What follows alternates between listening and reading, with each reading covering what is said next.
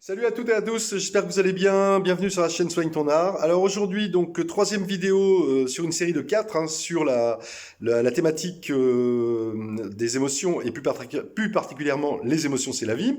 Dans cette troisième vidéo, nous allons voir aujourd'hui comment l'art, ou plutôt les arts, sont un haut lieu de l'expression des émotions. Alors, petit sommaire. Premier point, l'art, la voie sacrée pour transmettre des émotions et des sentiments. Second point que nous allons aborder, le règne des émotions dans l'histoire de l'art, sachant que nous allons être très succincts, parce qu'en 10 minutes, on ne peut pas revisiter toute l'histoire de l'art, malheureusement. Enfin, nous finirons par un point essentiel, l'esthétique des émotions, qui fera d'ailleurs l'objet certainement d'une vidéo de notre part, parce que c'est un point fondamental. Voilà donc le sommaire de cette troisième vidéo.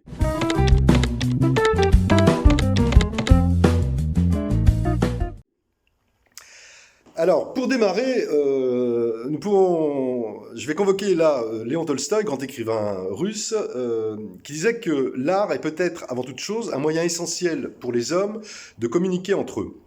Il disait également que l'œuvre d'art ou la création permet effectivement de mettre en relation celui ou celle qui l'a produite avec l'autre. Et en fait, avec l'idée que la parole et la création artistique ont en commun d'être un trait d'union entre les hommes. Mais Tolstoï postulait, et selon moi a raison, que ce trait d'union n'est pas de même nature.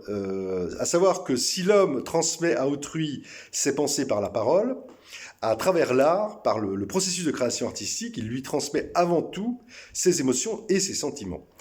Alors, ce qu'on peut dire, c'est que l'art, ou les arts dans leur ensemble, sont un haut lieu de l'expression des émotions. Et ce qu'on peut dire aussi, c'est que de manière générale, l'art, sous toutes ses formes, que ce soit sous la forme active ou réceptive, passive, et ça on verra ça à la fin, est porteur de nombreuses vertus pour le psychisme humain. Il peut rendre conscient ce qui ne l'est pas. Là, je renvoie au lien entre l'art et la psychanalyse, qui est fondamental. L'art peut révéler donc la profondeur des sentiments, l'intensité des émotions, ou encore favoriser la levée des refoulements. Et d'ailleurs, ce qui est très intéressant, c'est que dans le champ des neurosciences, de nombreuses études ces dernières années ont montré que le processus de création artistique était majoritairement fondé sur la production d'hypothèses et de modèles très largement influencés par le processus émotionnel. Alors, venons-en maintenant au règne des émotions dans l'histoire de l'art, sachant qu'encore une fois, on va être succinct.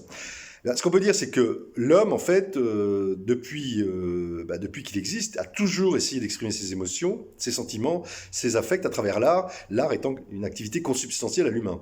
Et que les hommes préhistoriques, au paléolithique, au néolithique, qui peignaient, sculptaient, gravaient, ils le faisaient essentiellement pour donner forme à leurs angoisses, donc conjurer leur peur notamment, mais aussi pour donner forme à leurs désirs, à leurs fantasmes. Et on peut dire que dans ce sens, l'art pariétal et l'art rupestre peuvent être appréhendés comme une esthétique des émotions des artistes premiers d'une certaine façon. Et que ces artistes premiers cherchaient avant tout à représenter et traduire leurs émotions, mais aussi à les partager évidemment et à les communiquer.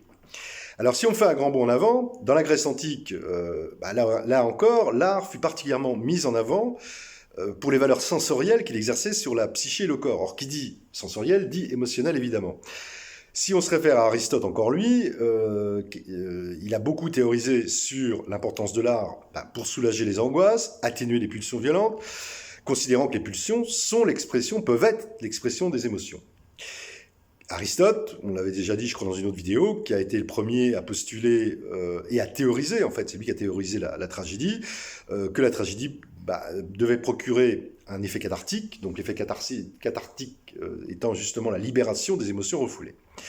Si on refait encore un grand bond en avant, toujours par rapport aux émotions dans l'art, il y a une nouvelle prise en compte des émotions et surtout une réémergence de la question émotionnelle à l'époque de la Renaissance classique. Et en ça, on le doit notamment à Léonard de Vinci. En 1490, il publie un traité de la peinture, et dans lequel, en fait, il postule que l'histoire des personnages que l'on peint doit mettre en évidence leurs émotions. Il cite notamment l'admiration, le chagrin, la joie, etc. Et en fait, au XVIe siècle, au XVIIe siècle, où là il y a l'apparition du classicisme, les arts vont ainsi prendre en compte la dimension émotionnelle, en fait, avec l'idée majeure, et là encore une fois empruntée à Aristote d'une certaine façon, que la finalité d'une œuvre doit être narrative et qu'elle doit surtout montrer les émotions des protagonistes. Et ce qui est intéressant, c'est que cette période artistique, eh bien, elle va consacrer les émotions dans le sens de la mimésis grecque, à savoir l'imitation des émotions.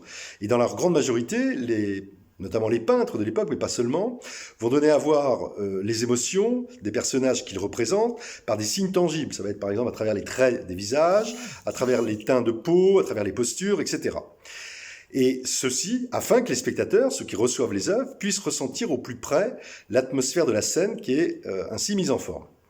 Alors là, on peut citer notamment notamment le classique et classicisme, on peut citer Poussin, on peut citer Velázquez, Rubens, Rembrandt, Vermeer, etc. Donc c'est des grands maîtres qui vont effectivement mettre ces émotions en forme de la façon dont on vient voir. Au siècle suivant, au XVIIIe siècle, il y a une première révolution, on va dire la révolution romantique, le romantisme, où là encore, le traitement des émotions va subir un changement profond sur le plan artistique. Parce que plutôt que de représenter les émotions des personnages, les artistes vont, et ce dans tous les arts d'ailleurs, vont commencer à exprimer, à révéler leurs propres émotions à travers leur création. Donc ils vont chercher en fait à exprimer leur vision du monde, leurs sentiments, leurs ressentis. Alors là, on peut parler de Schumann dans la musique, de Strindberg, dramaturgie, donc théâtre, de Munch, de Géricault dans la peinture. Ils vont essayer tous, à leur façon, mettre en forme la mélancolie, le délire, le bouleversement des sens, les humeurs, etc. Donc en fait, c'est une autre esthétique des émotions qui naît avec le romantisme et qui va durablement bouleverser les codes et les représentations des émotions dans le champ artistique. Ça va être particulièrement vrai, encore plus vrai, un siècle plus tard, à la fin du 19e, et au tournant en fait du 20e, avec la révolution expressionniste, qui là va amplifier le mouvement romantique d'une certaine façon, et littéralement bouleverser les émotions humaines, et ce dans tous les arts. C'est-à-dire que les artistes expressionnistes, ils voulaient en fait laisser libre cours à leur imagination, leur spontanéité, et également se laisser guider en fait par leurs émotions, leurs sentiments, vraiment dans le ici et maintenant, et ce dans une sorte d'élan vital. Donc là on retrouve bien les premières vidéos qu'on a pu faire, c'est-à-dire la notion de lâcher prise, de se reconnecter à l'instant présent, et donc de retrouver de l'élan vital pour exprimer pleinement ce qu'ils ressentent dans le moment même. Donc l'expressionnisme va ainsi se caractériser par une poussée expressive de l'intérieur, donc de notre intériorité, vers l'extérieur. Autrement dit, c'est le sujet qui imprime sa marque sur l'objet, et non plus l'inverse, comme ça se faisait auparavant. Pour cette raison essentielle, on peut dire que les artistes expressionnistes ont provoqué une véritable révolution émotionnelle, et que pour eux, l'art était en fait devenu uniquement un moyen, mais uniquement, dans le uniquement évidemment, c'est très fondamental en fait, que l'art était devenu un moyen destiné à refléter purement et simplement les sentiments et les émotions. Et ça, aussi bien encore une fois dans les arts picturaux, dans la peinture, que dans le théâtre, dans la danse, la musique et les lettres.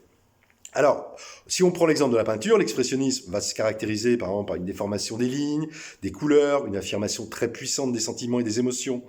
Les corps, les visages vont être déformés, exagérés, avec parfois des traits disproportionnés, ceci pour mieux faire ressortir les émotions. Et ce qui est intéressant également, c'est que dans l'expressionnisme, les processus de mise en forme, ainsi que le choix des couleurs, en fait, dépendaient uniquement des ressentis intérieurs et des émotions du moment. Pour finir, sur l'expressionnisme, ce qu'on peut dire, c'est que ce fut un phénomène esthétique, politique, social, mais l'expressionnisme a ouvert une vraie brèche, en fait, dans l'expression des affects et des émotions dans le champ de l'art. Alors ensuite, il y a eu Dada, il y a eu l'art brut, il y a eu les surréalistes, il y a eu l'art brut, l'art singulier, l'art hors norme, l'outsider art chez les anglo-saxons, qui vont faire la part belle aux émotions, mais sur des plans différents. Si on prend par exemple le surréalisme, souvent qualifié d'expressionnisme des profondeurs, le surréalisme en fait visait, en se libérant des contraintes morales, des normes et des conventions, à représenter le monde du rêve et on va dire de l'imaginaire, de l'inconscient, par tous les procédés possibles. Mais avec l'idée que pour y arriver, il fallait se mettre dans un état de ne plus réfléchir, de ne plus avoir affaire à la raison, plus rien, et surtout de laisser surgir les émotions. Alors après la Seconde Guerre mondiale, donc il y a eu sous l'impulsion de Jean Dubuffet, à qui on fera une vidéo sur l'art brut. Dubuffet va faire la promotion de l'art brut d'une certaine façon.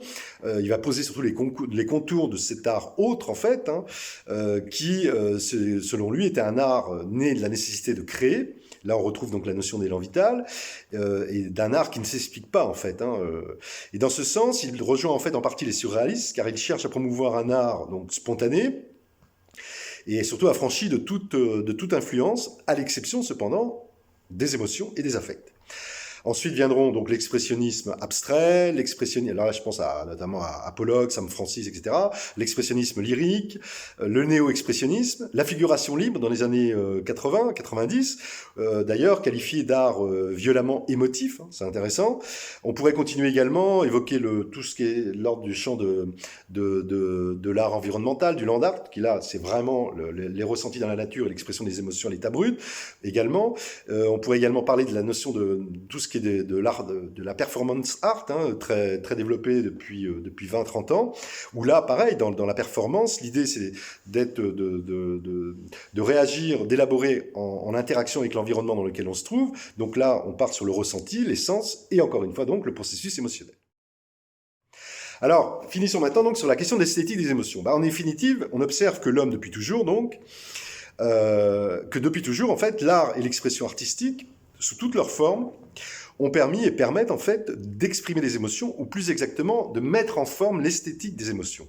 Or, c'est précisément cette notion d'esthétique des émotions qui est fondamentale, parce que la notion d'esthétique doit être entendue, elle est à prendre dans le sens de ce qui est spécifique à une expression artistique et qui se rapporte aux émotions mises en forme par le geste artistique. Considérant que le mot esthétique est issu du grec esthésis, qui signifie la sensation.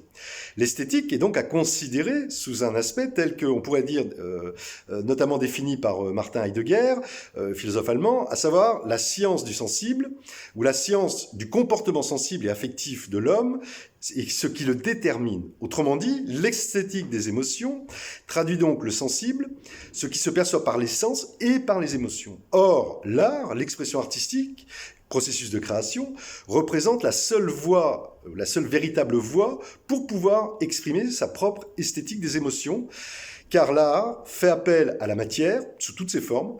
Or, la matière éveille le processus sensoriel qui stimule en réaction le processus émotionnel, et qu'à travers l'art, on peut explorer toutes les voies d'expression possibles, les formes, les couleurs, les sons, les mots, l'oralité évidemment, les images, les mouvements. En dernière instance, n'oublions jamais que le pouvoir de l'expression artistique joue dans les deux sens sur l'esthétique des émotions. À savoir qu'on peut exprimer ses émotions en créant soi-même, mais qu'on peut aussi exprimer ses émotions en recevant les créations de l'autre, ou pour le dire autrement, en étant spectateur. Et en ce sens, cela nous intéresse particulièrement dans les thérapies par l'art, car l'esthétique des émotions peut jouer tant en étant acteur du processus de création qu'en étant récepteur de l'œuvre ou de la création. Et c'est ce que nous verrons dans certains types de dispositifs. Voilà. J'espère que j'ai été clair. Alors, quelques livres que j'ai sélectionnés spécifiquement pour cette vidéo-là. Évidemment, du spirituel dans l'art et dans la peinture en particulier de Kandinsky, un classique. L'histoire de l'art de Gombrich, très bon bouquin. Histoire de l'art et phénoménologie d'Alain Bonfant, publié en 2009. Mots d'artiste, ce que cachent les œuvres de Sébastien Diegues, publié en 2010. Comprendre l'expressionnisme de Lionel Richard, publié en 2012. L'ordre étrange des choses, la vie, les émotions, la fabrique de la culture, d'Antonio Damasio, que j'ai déjà cité, pas ce livre-là, mais d'autres dans les vidéos précédentes sur les émotions. Voilà. Si vous souhaitez réagir ou me contacter au sujet de cette émission, toutes les coordonnées dans la description de la chaîne. Sinon, à très bientôt. La quatrième et dernière vidéo sur les émotions, c'est la vie, expliquera en fait on va voir en quoi les thérapies par l'art en général permettent particulièrement de libérer et d'exprimer les émotions. Voilà, d'ici là, portez-vous le mieux possible et surtout, n'oubliez pas de soigner votre art. Bye bye.